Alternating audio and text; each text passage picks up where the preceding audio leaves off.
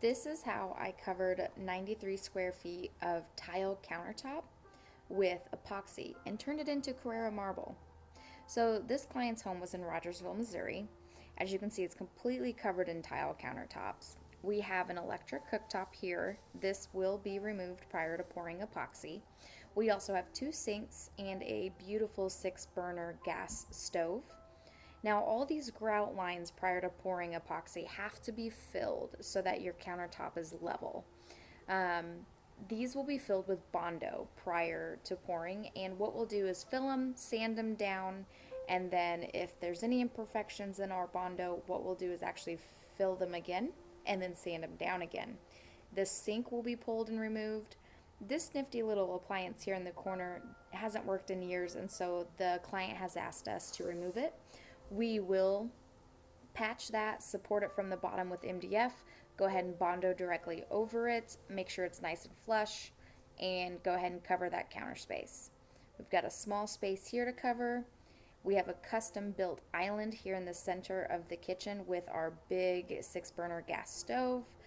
So the stove does have to be pulled. Make sure you use all safety precautions when pulling a gas stove. Make sure your gas is turned off, etc.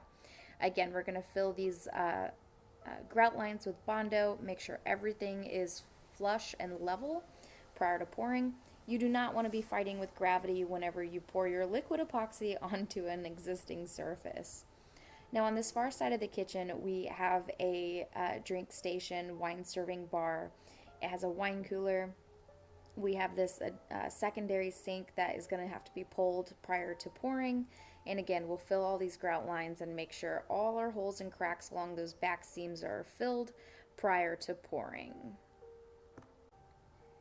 Now, when you are ready to Bondo all of your seams and your grout lines, make sure you thoroughly mix your Bondo. It does come as a 2-part system, your putty and your hardener, very similar to epoxy. Whenever you need to mix this, it needs to be on a non-porous surface. And we went ahead and just mixed it directly on the countertop since we were going to sand everything down anyways. But you do want to make sure you get a uniform mixture.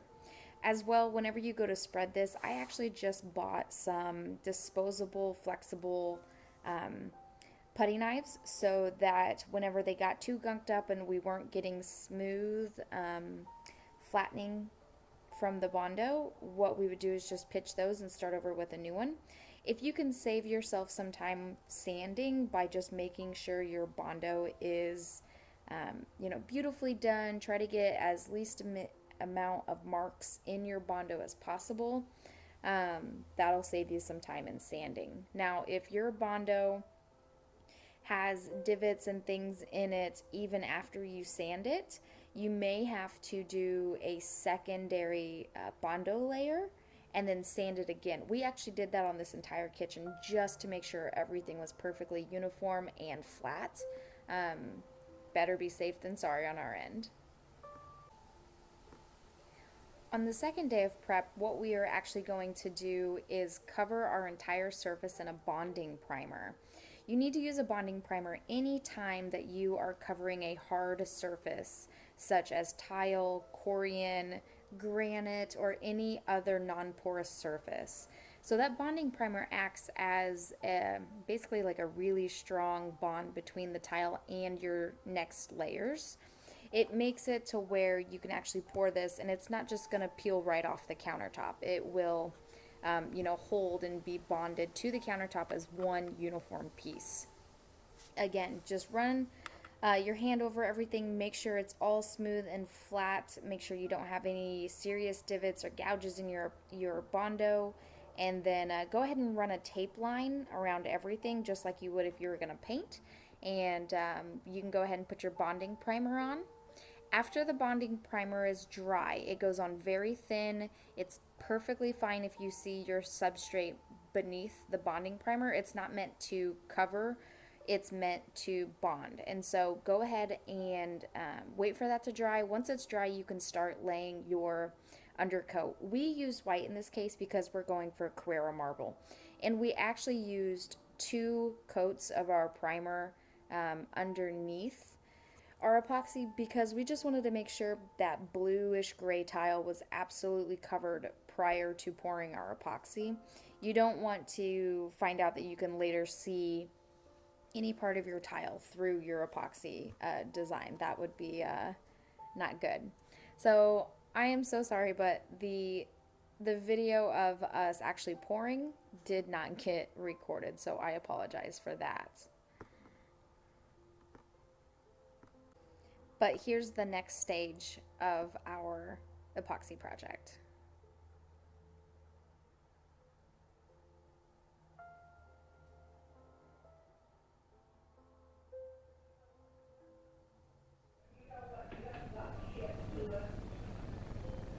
Good morning. Today we're going to talk about what I use as my top coat. And this epoxy countertop was poured yesterday directly over a tile. And so today what I'm going to do is sand it down, just lightly sand it, take out any imperfections or hairs or anything that might have fallen in it while it was wet. And then I'm going to top coat it. And this is a process where you use a roller. It's not a pour on the way your epoxy is.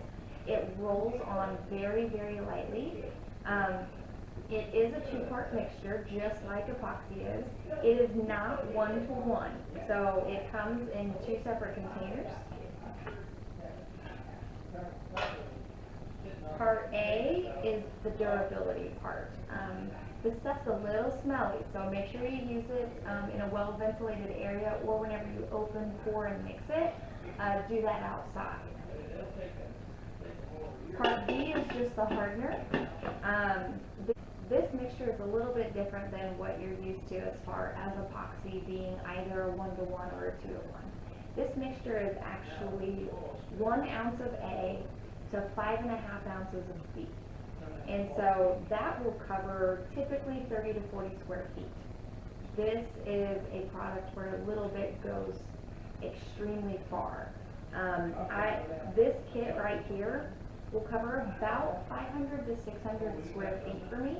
I buy it in this kit because I top coat all of my epoxy counters like this, and that's what I do full time. So it does sell in smaller kits available. Now when we roll this on, you don't have to worry about lap lines. It's virtually impossible to overroll this stuff. You can use a foam brush is what I use, a foam roller. You know, the longest one possible makes for easier coverage, and it goes directly over your top coat, and it can be done as soon as your top is ready. Basically as soon as you can touch it and it's not indenting or anything, and you can sand it. It does need to be scratched and stuff before you apply. So today you'll see what that looks like, and we'll go from there. So let's get started. I'm going to sand 93 square feet of counter space real quick, and I'll be back in a minute, and we'll get started. All right, now that we have sanded all of our surfaces, you should have been able to get out any hairs, dust, imperfections, dimples, anything like that on your countertops. You should have been able to work those out with your sander. Now you'll notice the shine is gone. So, and that is just fine. If you run your hands over it, you don't want any, bumps or imperfections left. It's dirty though now. So, before we apply the top coat, we have to clean it. The best way to clean your countertops to make sure that everything is removed properly is with isopropyl alcohol, 91% or above. You can't. Water is really not recommended, it just gums up, whereas the alcohol really cleans it. And so you're going to do this multiple times just to really make sure you get any dust and imperfections off.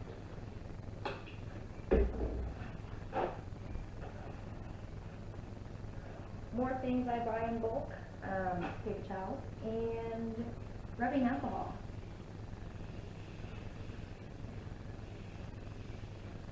So what you'll notice is the rubbing alcohol actually dissipates the sanding marks, and it brings that shine back, but it will dry and it will go back to being that cloudiness look. Now, we just want to make sure we get everything. Don't forget your sides, your edges, all the dust needs removed.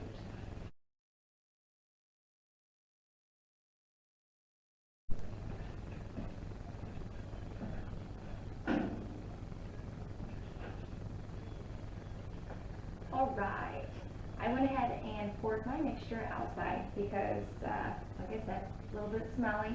As you can see, it is in two separate parts. One is a clear and one is a yellow. Before you use part A, always make sure to give it a nice good shake before you pour it in. I did 11 ounces of B to 2 ounces of A, and that's going to give us enough to do our 93 square feet that we have here today. We're just going to give that a nice, good mix. It's going to be a yellowish color, and that's okay. That's the color we want it to be. Make sure you're always using a clean container. And people ask me, what's the purpose of this top coat? So this top coat, especially for white countertops, it adds UV protection, so less yellowing over time, especially like this kitchen that has beautiful skylights in it, lots of natural lighting, tables, things like that, especially with the white where you would be able to see yellowing after 5, 10, 15 years. This is going to prolong that. Additionally, it makes it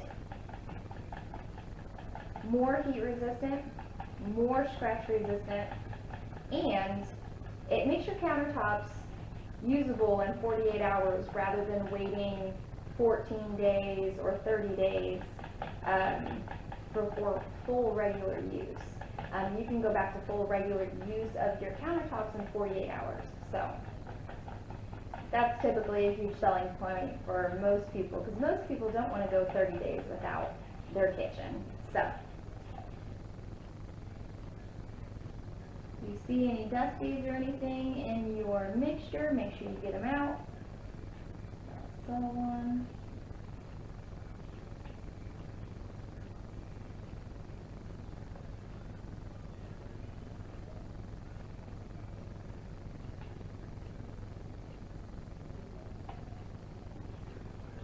Okay, and what I'm going to do is I'm just actually going to pour this directly on my countertops.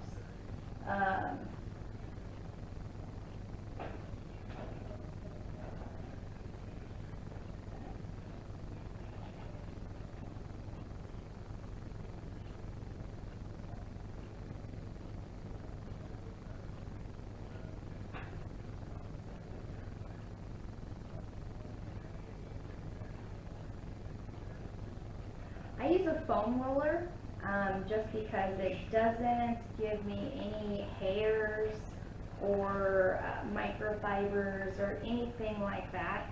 And we're just going to run our roller right through what I call our reservoir here on the counter.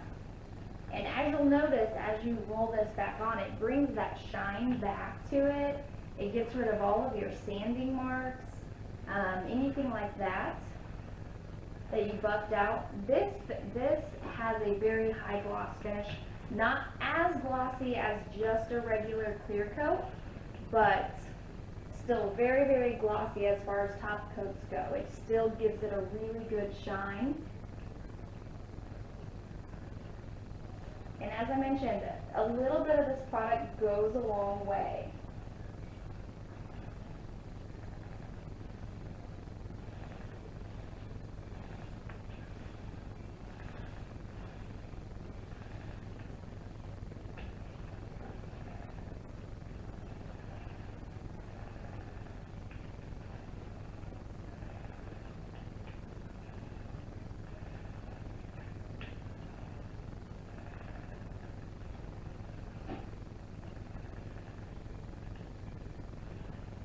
We're not really worried about lap lines at this point. Right now we're just moving it all around, making sure the entire surface is coated.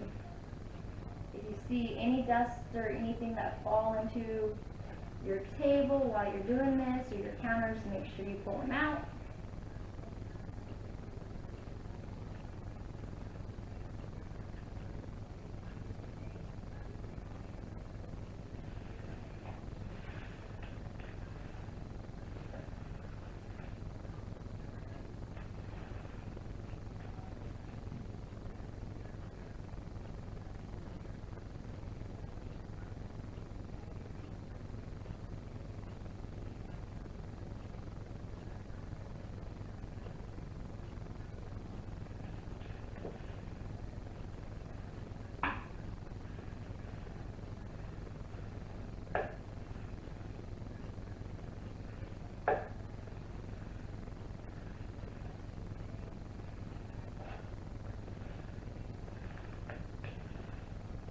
I always re-roll back where I put the most because it picks it up and makes sure I have an even coating throughout.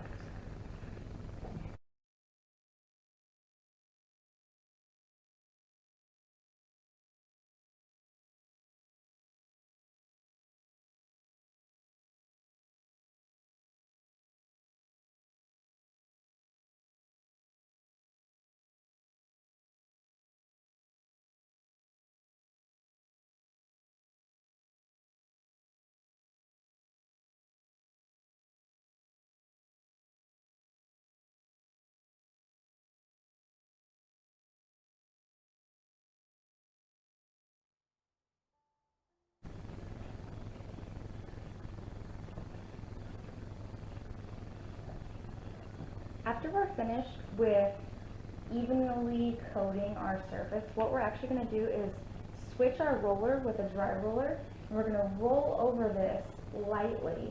And you still don't have to worry really about lap lines because you really can't over roll this product.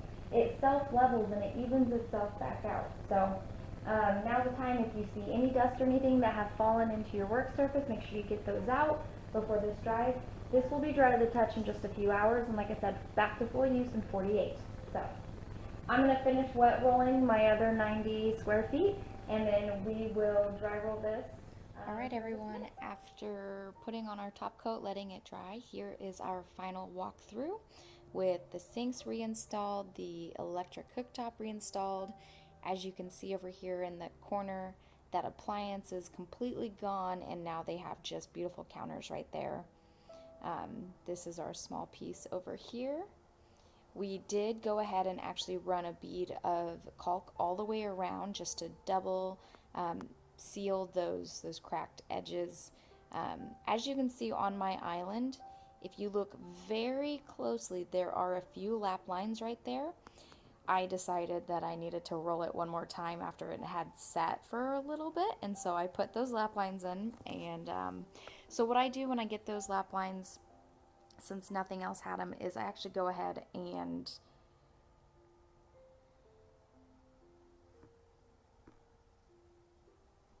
wet sand those out with an 800 grit, and they pop right out. And that's it. That's all I have for you guys. Thanks. Have a great day.